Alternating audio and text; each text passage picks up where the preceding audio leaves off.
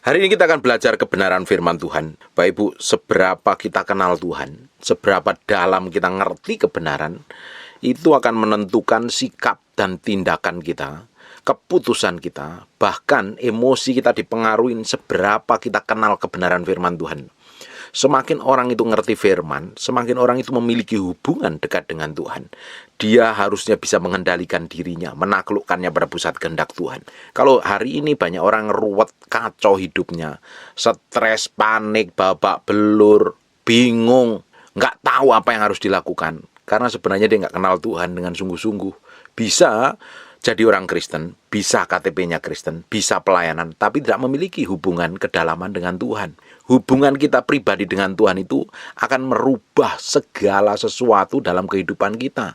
Semakin kita kenal Tuhan, semakin kita memiliki hubungan pribadi yang dalam dengan Tuhan, semakin kita ngerti kebenaran, harusnya hidup kita semakin enjoy, semakin rileks, semakin berjalan dalam kekudusan, semakin berjalan dalam kesucian, pikiran kita bisa taklukkan pada pusat kehendak Tuhan, kita bisa mengikuti ritme dan cara kerja Tuhan. Banyak orang hari ini bingung, panik, stres, kacau, ruwet kayak benang kusut. Karena selama ini hidupnya dijalani dengan maunya sendiri, dengan caranya sendiri, dengan pola pikirnya sendiri. Sehingga banyak mengalami tekanan, himpitan, persoalan. Nah, kalau sudah sampai seperti itu, ya datang kepada Tuhan dong. Harusnya kalau sudah mengalami masalah yang ruwet, kacau itu, harusnya ya bertobat, sadar diri, balik kepada Tuhan itu loh. Yang perlu kita cari itu Tuhan. Kita harus lihat bagaimana Tuhan bekerja melalui kehidupan kita. Tuhan berkarya melalui kehidupan kita. Kita harus kenali Dia sungguh-sungguh dalam kehidupan praktek sehari-hari. Di 1 Tawarik pasal yang ke-16, ayat yang 11, carilah Tuhan, cari dulu Tuhan. Pak, bagaimana saya mencari Tuhan, Pak?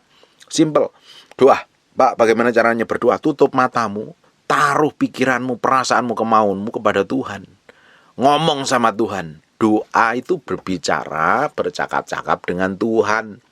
Doa tidak hanya sekedar berbicara tentang permohonan, bagaimana Tuhan menyelesaikan masalahmu, bagaimana hidupmu dipulihkan Tuhan. Doa tidak hanya sebatas itu. Doa itu bercakap-cakap, ngobrol, ngalami, ngenalin Tuhan. Dan itu butuh waktu.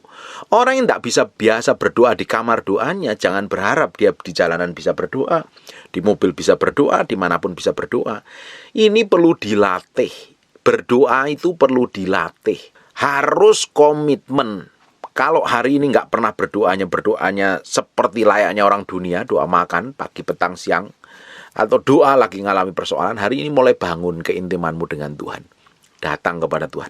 Cari Tuhan, gali kebenarannya, kenali firman-Nya, bergaul dengan firman-Nya, luangkan waktu sejam, 40 menit, 50 menit, 1,5 jam, 2 jam, 3 jam, 4 jam duduk di kaki Tuhan.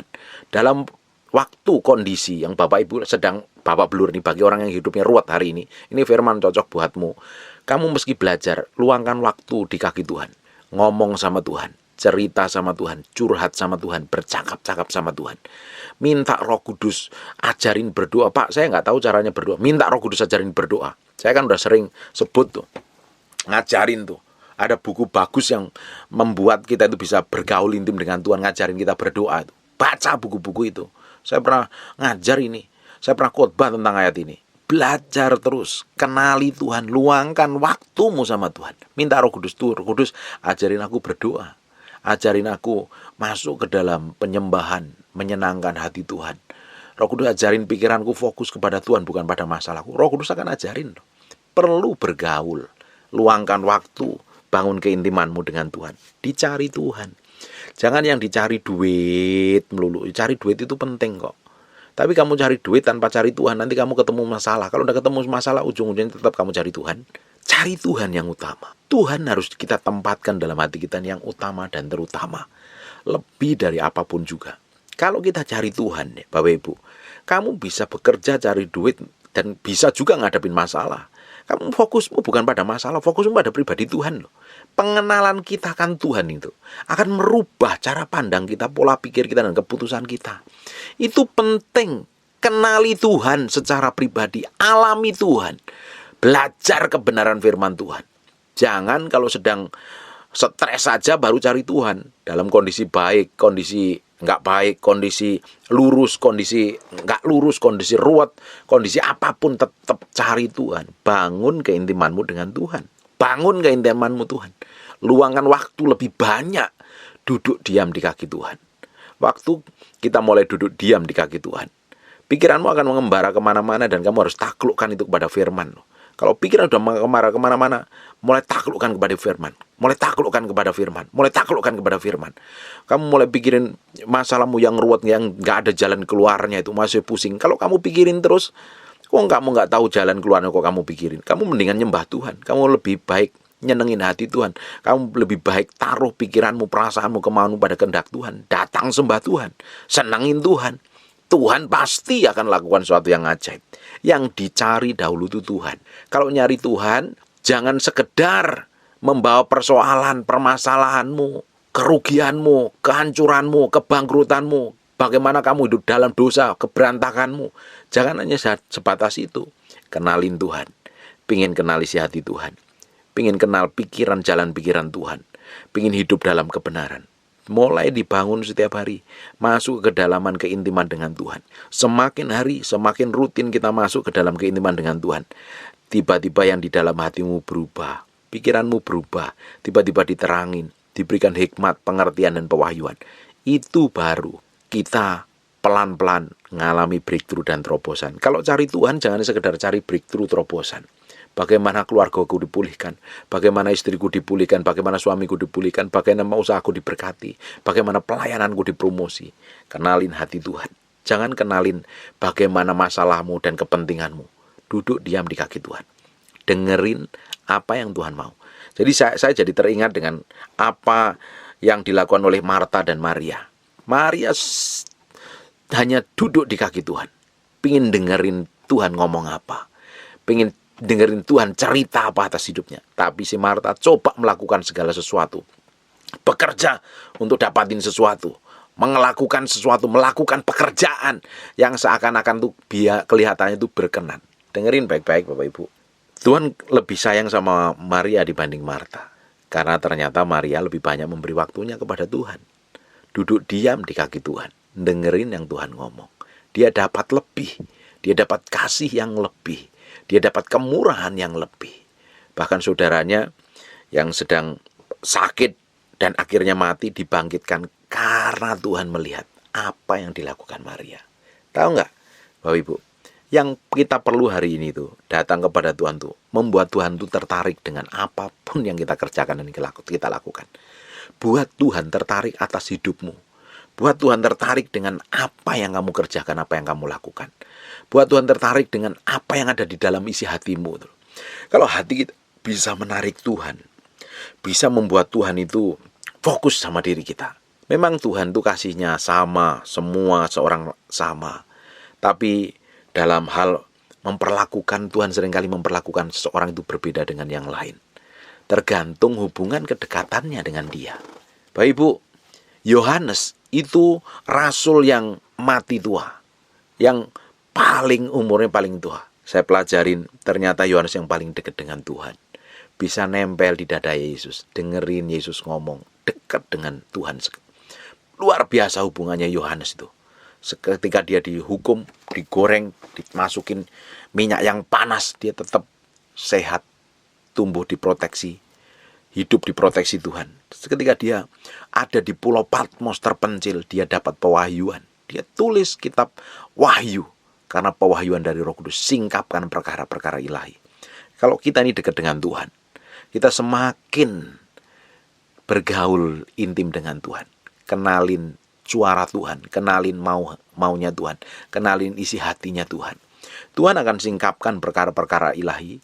Tuhan akan singkapkan pewahyuan-pewahyuan yang orang lain belum pernah dapatkan dan kita akan disingkapkan itu. Bahkan Tuhan akan berkatin kita, dilindungi, diproteksi Tuhan. Yang terpenting adalah mencari Tuhan, mengenali Tuhan. Jangan sibuk untuk menyelesaikan masalahmu dengan kekuatanmu sendiri. Pertama kali yang harus kita cari ketika kita menghadapi persoalan masalah, kita datang kepada Tuhan. Tuhan, ini loh hatiku. Ini loh keadaan hidupku. Ini loh perasaanku. Ini semuanya Tuhan aku bawa ke hadapan-Mu. Ceritain ke Tuhan. Mau nyembah Tuhan. Minta darahnya menguduskan. Kita sembah, kita senengin Tuhan. Dengan pujian, penyembahan, dan pengagungan. Dalam praktek hidup hari-hari, kita senengin Tuhan dengan kelakuan, sifat, dan perbuatan kita. Hidupmu pasti berubah. Jangan nyari Tuhan di gereja dengan ikut ibadah. Kamu tuh ikutin acara. Dia bisa, kalau ada urapan di dalamnya, kamu bisa ngalami Tuhan, itu bisa. Yaitu bagian dari mencari Tuhan, is okay. Tapi kamu harus bangun keintimanmu, bukan hanya sekedar ibadah di gereja. Di kamar doamu kamu bisa berdoa. Kamu bisa sembah Tuhan. Kamu bisa gali firman. Kamu bisa senengin hatinya. Kamu bisa bercakap-cakap lebih dekat. Berbicara dari hati ke hati. Nanti Tuhan akan lakukan sesuatu yang ajaib dan luar biasa. Tuhan lebih senang dengan Maria. Karena dia dengar dekat di kaki Tuhan. Bukan berarti Tuhan gak sayang Marta. Tuhan sayang. Tapi hatinya lebih condong kepada Maria. Yang duduk diam, dengerin Tuhan ngomong. Sekali kita memang harus duduk diam, dengerin Tuhan ngomong. Menyerahkan semuanya kepada Tuhan. Jangan selalu buka usahamu sendiri. Pakai caramu sendiri. Duduk, diam di kaki Tuhan. Nikmatin semua kebaikan dan kemurahannya. Kita akan menikmatin semua yang Tuhan janjikan dalam kehidupan kita ini. Di waktu ngalami goncangan, di waktu ngadepin masalah. Ketika kita datang kepada Tuhan, Tuhan aku serahkan hidupku. Dapatin hatiku benar di hadapan-Mu. Kalau kau dapatin sesuatu yang gak berkenan, cabut sampai ke akar-akarnya Tuhan. Bereskan. Kita terus bereskan hidup kita di hadapan Tuhan. Hidupmu, kamu bisa tenang dan enjoy waktu menghadapi masalah. Karena kamu kenal siapa Tuhan yang kamu layani. Kamu kenal Tuhan yang kamu sembah siang dan malam. Kamu ngalami Tuhan sendiri. Dan kamu tidak perlu khawatir, panik dan stres. Bagaimana mungkin orang yang kenal Tuhan itu bisa panik dan stres? Bagaimana mungkin orang yang kenal Tuhan itu bisa bingung, kacau? Kamu pakai kekuatanmu sendiri tuh. Kamu gak dikuasain oleh roh Tuhan. Kamu dikuasain pikiranmu. Kamu dikuasain kehendakmu. Kamu dikuasain oleh bayang-bayangmu. Dan akhirnya setan ambil keuntungan. Sehingga aku bisa panik, stres, bingung. Tahukah Bapak Ibu, kekhawatiran tidak akan pernah menambahkan apa-apa dalam kehidupan kita. Tetapi setan seringkali pakai kekhawatiran itu untuk menjerat kita, menghancurkan kita. Cari Tuhan. Kenalin Tuhan. Apapun masalahmu hari ini, sedang dalam kondisi apapun, seruat apapun, sekacau apapun, semenyerah apapun, setidak kuat apapun, datang kepada Tuhan. Tutup pintu kamarmu, matiin handphonemu, dan senangkan Tuhan. Serahkan semua persoalan masalahmu di hadirat Tuhan. Bertobat balik kepada Tuhan. Kenalin Tuhan dan sembah Tuhan. Kalau nggak tahu caranya, minta Roh Kudus ajarin. Nanti Roh Kudus akan ajarin. Step by step. Carilah Tuhan dan kekuatannya. Kekuatan Tuhan itu yang akan memampukan kita. Setelah kita cari Tuhan, kita akan temukan kekuatannya Tuhan. Setelah kita ngalami Tuhan, kita bergaul dengan Tuhan, kita akan ketemu kekuatannya. Nah, kekuatan Tuhan ini loh yang memampukan kita berjalan. Nah, kekuatan Tuhan ini loh yang memampukan kita itu bisa menghadapi masalah persoalan. Bukan kekuatanmu sendiri, bukan kekuatan orang lain. Alkitab ngomong, terkutuklah orang yang mengandalkan kekuatannya sendiri. Lah, waktu kita lagi kacau, stres, bingung, panik, nggak ada pengharapan. Kita tuh butuh Tuhan. Kita perlu cari Tuhan, dan kita akan temukan kekuatan Tuhan yang mampu menyelesaikan persoalan kita. Yang dicari itu Tuhan dahulu. Itu yang utama dan terutama. Itu yang melebihi apapun. Kalau ngadapin apapun, pertama kali kita harus serahkan semuanya kepada Tuhan. Biar kita berjalan pada ketepatan ilahi. Tepat seperti yang Tuhan mau. Kita bisa ngerti ritme dan cara kerja Tuhan. Bagaimana mungkin kita bisa ngerti ritme dan cara kerja Tuhan kalau kita nggak membangun keintiman? Kalau kita nggak membangun hubungan, kedekatan dengan Tuhan. Ini dibutuhkan benar-benar hidup kita nih menaruh sepenuhnya di hadapan Tuhan. Tuhan akan lakukan hal besar. Tuhan akan limpahi kekuatannya melalui hidup kita. Carilah Tuhan dan kekuatannya. Carilah wajahnya selalu. Kita disuruh cari Tuhan. Ini penting. Karena dari semua kekacauan dan kegagalan kita, keruatan yang kita timbulkan, yang terjadi dalam kehidupan kita ini. Karena kita ini mengambil keputusan semau kita sendiri tanpa izin Tuhan. Dan kita bikin persoalan, kita bikin masalah, dan kita melakukan hal-hal yang tidak sesuai dengan kebenaran firman Tuhan, pasti ujungnya ketemu problem dan masalah. Pasti ketemu masalah yang bikin ruwet dan kacau. Tetapi kalau kita mencari Tuhan, kita akan menemukan kekuatannya. Kita bangun keintiman dengan Tuhan setiap hari. Berdoa itu adalah membangun hubungan kita dengan Tuhan setiap saat. Bukan hanya sekedar di doa malam, doa semalam-malaman, doa pagi, doa petang, doa fajar di gereja. Tapi adalah hubungan kita personal dengan Tuhan. Kita bercakap-cakap kemanapun kita berada. Kita ngobrol sama Tuhan. Kita cerita banyak hal dengan Tuhan. Nah, itu perlu dilatih itu. Tidak mungkin kita bisa berdoa di mana saja, tapi kita nggak pernah berdoa di kamar kita. Kalau orang biasa berdoa di kamar, luangkan waktu, disiplin. Kenapa kok saya suruh Bapak Ibu masuk ke kamar disiplin berdoa di kamar tuh? Karena daging ini perlu dilatih, tubuh ini perlu dilatih untuk mencari Tuhan. Kalau nggak didisiplin, ini susah. Kita mau berdoa nanti ada gangguan anak, gangguan pekerjaan, gangguan telepon, gangguan yang lain. Banyak gangguannya. Makanya perlu komitmen datang ke doa, masuk ke kamar, dikunci, matiin handphone, biar fokus sama Tuhan. Kalau kita ini udah bisa melakukan seperti itu, kalau bahasa simpelnya itu saat teduh tuh. Kalau orang itu bisa saat teduh, latih saat teduh, dengar suara Tuhan, renungin firman. Kalau kita bisa seperti itu, kita akan terbiasa berdoa. Kita bisa nyembah Tuhan di jalanan, di mobil, di kantor, di pabrik, di toko, di dapur, di toilet, di mana saja. Kita connect. Ini yang penting, ini membangun hubungan dengan Tuhan selalu. Makanya Alkitab ngomong ini, cari wajahnya selalu. Selalu itu artinya ya setiap saat. Tidak ada jedanya. Kita harus connect nih, hati kita ini mesti connect sama Tuhan. Jangan izinkan lost atau nggak pernah berhubungan. Bahkan kita ini seringkali ngeblank malahan. Ngeblank, nggak mikirin apa-apa. Kosong. Jangan izinkan seperti itu. Kita harus bangun terus sama Tuhan. Cerita sama Tuhan. Terima kasih Tuhan. Aku bersyukur Engkau baik. Engkau mulia, Engkau agung. Tapi bisa ngobrol di jalanan, sambil nyetir, sambil bekerja, hatimu connect terus. Itu yang akan membuat hidupmu dipenuhi dengan hikmat, pengetahuan, damai sejahtera, pengurapan, kuasa, dan otoritas. Kamu akan tahu persis loh, nanti Tuhan bekerjanya seperti apa. Nggak akan khawatir, nggak akan stres. Karena apa? Kita lihat bagaimana Tuhan bekerja di masa yang lalu. Kalau Tuhan pernah tolong, kalau di masa lalu Tuhan pernah menyertain, dan terbukti Tuhan benar-benar menyertai, di masa yang akan datang Tuhan akan lakukan hal besar dan baik. Itu hebatnya Tuhan. Yang menjadi jaminan masa depan kita adalah perbuatan kebaikan Tuhan yang pernah dilakukan dalam kehidupan kita di masa lalu. Kalau di masa lalu Tuhan pernah lakukan semua kebaikan, kemurahan, pertolongan, kesembuhan, mujizat, berkatnya, di masa yang akan datang juga Tuhan akan lakukan. Bukankah sepanjang kita hidup sampai hari ini, sampai Bapak Ibu dengar firman ini, Tuhan sudah melakukan banyak hal yang luar biasa, sampai kita terkagum-kagum sama Tuhan. Saya itu kadang terkagum-kagum dengan Tuhan. Bisa memulihkan seseorang, bisa memberkati seseorang, bisa menjamah seseorang, dan bisa mempromosi seseorang dengan caranya yang ajaib. Saya itu kadang heran, Tuhan itu begitu luar biasa, begitu powerful dan begitu dahsyat. Itu loh hebatnya Tuhan kita. Makanya kita perlu kenal, kita perlu ngalami Tuhan secara pribadi.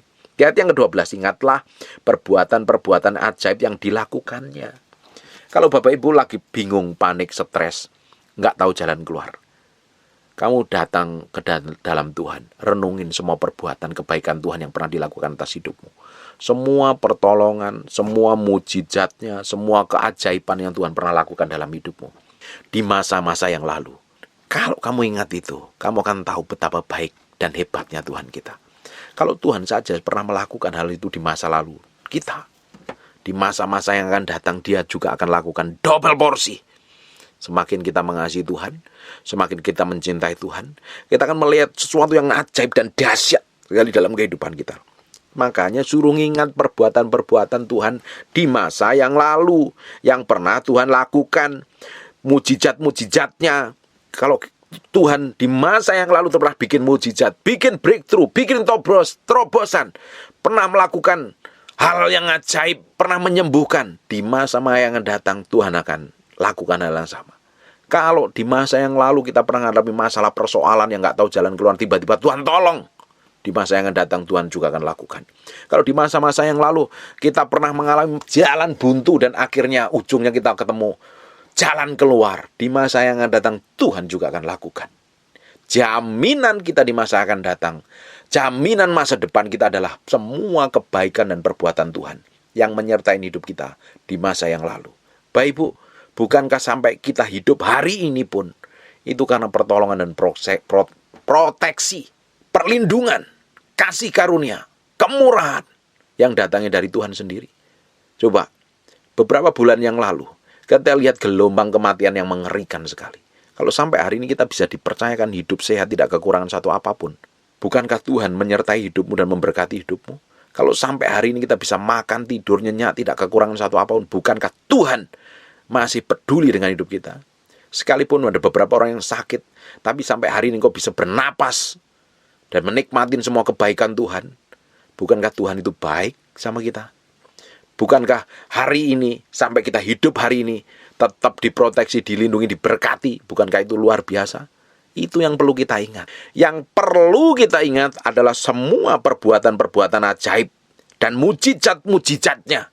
Jangan ingat keburukan orang lain. Jangan ingat kesalahan orang lain. Jangan ingat-ingat dosa dan pelanggaranmu di masa lalu. Apalagi kelemahanmu dan pelanggaranmu. Semakin kamu ingat-ingat, kamu akan terseret, ditarik balik ke dalam perbuatan kejahatan di masa yang lalu. Maka itu perlu dibuang. Semua pelanggaran, semua dosa, semua kelemahan, kita itu harus buang jauh-jauh. Kita serahkan ke hadapan Tuhan. Kita harus buang, jangan diingat-ingat. Yang diingat-ingat itu kebaikan Tuhan, kemurahan Tuhan, pertolongan Tuhan, keajaiban Tuhan, kedahsyatan Tuhan. Itu yang kita perlu ingat-ingat. Bagaimana Tuhan bikin mujizat dalam hidup kita. Itu yang perlu kita ingat-ingat. Buang semua kebusukanmu. Buang semua orang yang menyakitin, luka batin, trauma, jengkel, dendam, sakit hati. Buang semuanya. Buang semua masa lalu yang buruk, jelek. Kalau kamu ingat-ingat terus, kamu tidak akan bisa jauh dengan cepat melangkah bersama Tuhan. Itu yang akan menjadi beban. Seperti digandoli gitu loh. Ditarik, diseret untuk kembali ke hal yang buruk itu. Kita harus tinggalkan, kita harus komitmen. Makanya kita harus disiplin benar-benar nih. Amin. Kalau kita lihat kebaikan Tuhan, kita melihat perbuatan yang ajaib, ketika lihat mujizat-mujizatnya, kita akan melihat jaminan masa depan. Kita akan melihat persoalan, pergumulan kita akan dijawab Tuhan. Kita akan melihat penyertaan Tuhan yang ajaib di masa yang akan datang. Kita akan lihat promosi dan peninggian yang datangnya dari Tuhan. Kita akan lihat pemulihan-pemulihan dalam kehidupan dari berbagai segi dalam kehidupan kita. Kita akan melihat penyertaan Tuhan dalam setiap kehidupan kita, bahkan pelayanan kita. Akan melihat urapan yang double porsi. Amin. Perbuatan baik, mujizat, itu akan membuat kita semakin hari semakin percaya dan tidak pernah khawatir dan hidupnya kacau, limbung, bingung, stres. Amin. Dan penghukuman-penghukuman yang diucapkannya. Kalau kita ingat penghukuman-penghukuman, kita jadi hidup takut akan Tuhan. Kita respect dan hormat akan Tuhan. Karena kita tahu dari semua yang kita lakukan dan kita kerjakan, bahkan dari setiap perkataan kita, suatu hari kita akan mempertanggungjawabkan di hadapan Tuhan. Harus kita mempertanggungjawabkan di hadapan Tuhan. Dan hari ini semakin kita lihat bagaimana penghukuman Tuhan yang diucapkan oleh Tuhan, kita akan hidup benar-benar respect dan hormat. Hidup takut akan Tuhan. Hati-hati dari tindakan kita. Kita akan hati-hati. Cara ngomong kita, hati-hati. Kita bisa mengendalikan emosi kita. Belajar menaruhkan semua emosi kita pada pusat kehendak Tuhan. Semua tindakan kita berdasarkan kebenaran firman Tuhan. Kita nggak akan menjadi orang yang sembrono. Kita akan menjadi orang sembarangan. Kita tidak akan menjadi orang yang gampang sekali meledak-ledak, ngamuk nggak jelas begitu. Kita akan jadi orang yang benar-benar berhati-hati. Sebab ada penghukuman. Kita ingat penghukuman Tuhan. Bagaimana Tuhan hukum orang-orang yang jahat di masa lalu. Bagaimana Tuhan hukum Datan, Korah, dan Abiram. Bagaimana Tuhan hukum Bileam, Saul, Yudas. Ini orang-orang yang hidupnya ngawur di hadapan Tuhan, mereka dapat penghukuman. Bagaimana Tuhan melakukan hal yang mengerikan kepada Firaun. Kita kalau ingat itu, kita jadi hidup takut akan Tuhan loh. Nggak mau sembarangan. Kita nggak mau jadi orang yang sembrono. Hidup kita semakin hari semakin berhati-hati. Berhati-hati sekali. Karena hidup kita yang sisa ini kita pakai untuk menyenangkan Tuhan saja. Membuat Tuhan bahagia. Membuat Tuhan dimuliakan, diagungkan melalui kehidupan kita. Kita semakin hari fokusnya kepada Tuhan. Jangan fokus pada dirimu sendiri. Kalau engkau fokus pada dirimu sendiri, engkau jadi orang egois, serampangan, sembrono, keras kepala, keras hati, benarnya sendiri, sok pintar, sok hebat, sok kaya, sok kudus, sok suci. Padahal ngawur semuanya. Hari ini kita harus berketetapan, menyerahkan hidup kita sepenuhnya di hadapan Tuhan. Amin. Kenalin Tuhan. Alami Tuhan sendiri. Kamu akan menikmatin baikan Tuhan, mujizat Tuhan. Sepanjang hidupmu, kamu akan bisa tenang. Rest in the presence of the Lord. Rest in the presence of the Lord. Tenang, diam dalam hadirat Tuhan. Istirahat dalam hadirat Tuhan.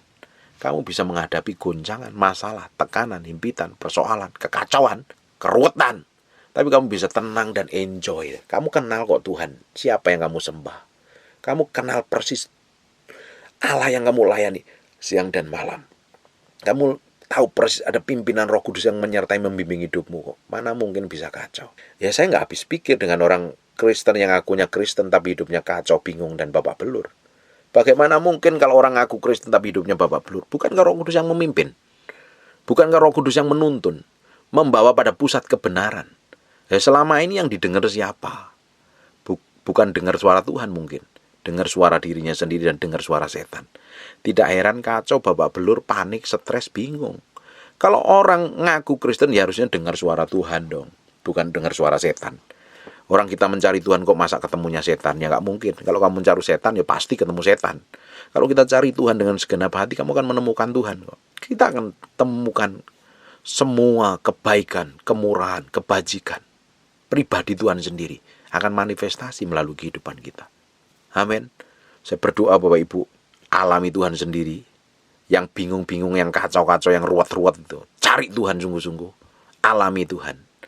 Dan percaya, di ujungnya hidupmu semakin dipakai Tuhan. Diberkatin Tuhan. Diurapin Tuhan. Tuhan mau hatimu hari ini. Tuhan mau hidupmu. Itu yang utama dan terutama.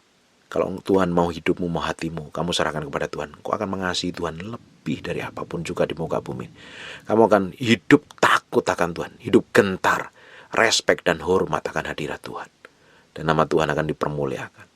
Kamu akan menikmati semua kebajikan dan kemurahan Tuhan. Keajaiban, kedahsyatan Tuhan. Amin. Hari ini saya berdoa ada beberapa orang yang lebih rileks dan enjoy. Cari Tuhan, jangan cari pendeta. Jangan cari hamba Tuhan, cari Tuhan. Saya bilang berkali-kali, cari Tuhan dahulu, jangan cari pendeta. Pendeta itu dipakai Tuhan menjadi pengantara. So, berdoa dengan Tuhan.